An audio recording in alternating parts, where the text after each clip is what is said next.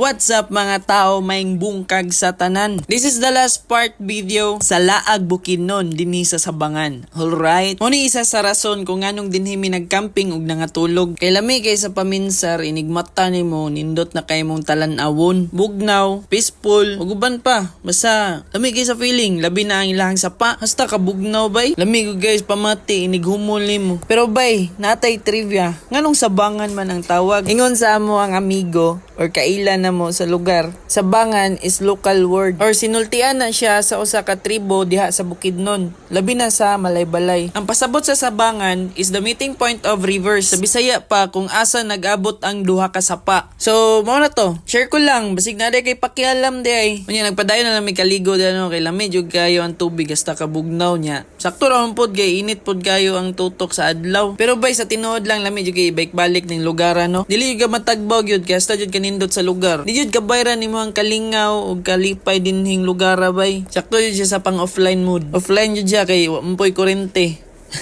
Wala joy signal yun sa lugar bay. Pero balik yun sa tinuod nga rason. Kaysa kaamulan man yun naman tumong nga laag. Wala may kabalo kung asa may mga ligo kung sa Malaybalay may magpundo. Muna nahulaw na mo ang kinalasang pilian kung asa nga lugar may mga tulog. Kay nigmatay yun nimo, diretso na sa sapa mga ligo. So mo to, Sabangan trip na dayon. Bahala gabing dako na magbaktas padulong sa campsite. Pero sa tanan-tanan paglakaw-lakaw na mo ug pagpundo dinhi nga lugar, sulit pug gayo bay. Sa tinuod lang mawala gyud imong kakapoy. So mo to, dugay-dugay pud mi na magkaligo no niya. Pag human na magkaligo, nang mata na pud ang uban, unya nakaluto na pud. So nangaon na pud mi. Mangaon day tabay.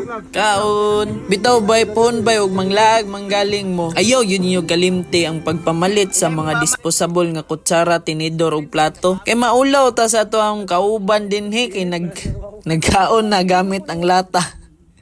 Ya diretso sa kaldero. Ya napoy nagkaon gamit ang taklob. Stang gwapuha.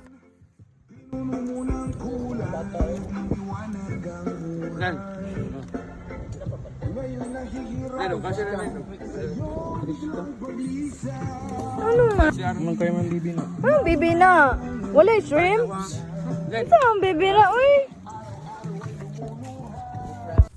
Kaya naman na magpangaon ng tanan, nagpahuway sa kadyot. Pag taod-taod niya na, nang lakaw na pud may pauli. Bisag pauli na kapadulong, nindot yapon imong talan-awon. Tsada jud gayo ang creation ni God by. Thank you Lord. Human sa tanan, back to reality na pud ta, kay manguli naman. Og duty na pud ni sa sunod adlaw. Og dinhilang ko to bang akong video. Salamat tungkay, salamat Malaybalay.